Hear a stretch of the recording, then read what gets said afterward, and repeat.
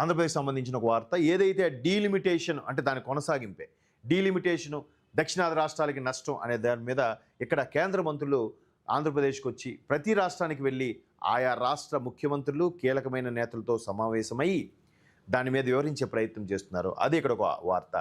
దక్షిణాదికి ఎలాంటి నష్టము జరగదు, జనాభాతో సంబంధం లేకుండా లోక్సభ సీట్లు 50% పెంపు, అన్ని రాష్ట్రాల్లోనూ వర్తింపు, కూటమి నేతలకు స్పష్టం చేసిన కేంద్ర మంత్రులు.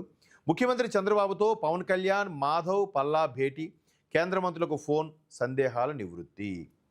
మహిళా బిల్లుపై పవన్ కళ్యాణ్, పివిఎన్ మాధవ్ అలాగే పల్లా శ్రీనివాస్తో సమావేశమైన ముఖ్యమంత్రి చంద్రబాబు. పల్లా శ్రీనివాస్ మన టీడీపీ అధ్యక్షులుగా ఉన్నారు కాబట్టి ఆంధ్రప్రదేశ్ సంబంధించి.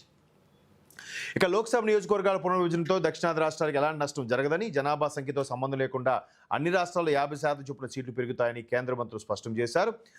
నియోజకవర్గాల పునర్విభజన, మహిళా రిజర్వేషన్ బిల్లుపై ముఖ్యమంత్రి చంద్రబాబు నివాసంలో బుధవారం సాయంత్రం కూటమి పార్టీల నేతల సమావేశం జరిగింది. చంద్రబాబుతో ఉప ముఖ్యమంత్రి పవన్ కళ్యాణ్, భాజపా రాష్ట్ర అధ్యక్షుడు పివిఎన్ మాధవ్, తెదేపా రాష్ట్ర అధ్యక్షుడు పల్లా శ్రీనివాసరావు సమావేశమయ్యారు. సుమారు 2.5 గంటల పాటు జరిగిన భేటీలో ఈ 6 అంశాలకు సంబంధించిన ముసాయిదా బిల్లులో పొందుపరిచిన అంశాలపై చర్చించారు.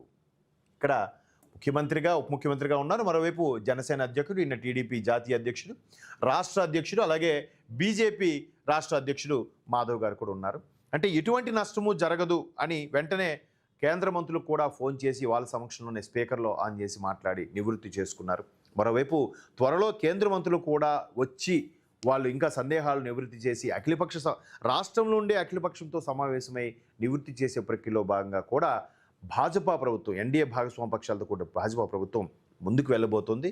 ఎలాంటి నష్టము జరగదు, స్టాలిన్ లాంటి వాళ్ళు ఇచ్చిన స్టేట్మెంట్కి వాళ్ళు మేము కట్టుబడి ఉన్నాం, మీకు నష్టం జరగదని ప్రూవ్ చేస్తేనే మీరు డీలిమిటేషన్కి ఒప్పుకోండి అనే విధంగా కూడా కేంద్ర ప్రభుత్వం దీనిపై సన్నాహకాలు మొదలుపెట్టింది.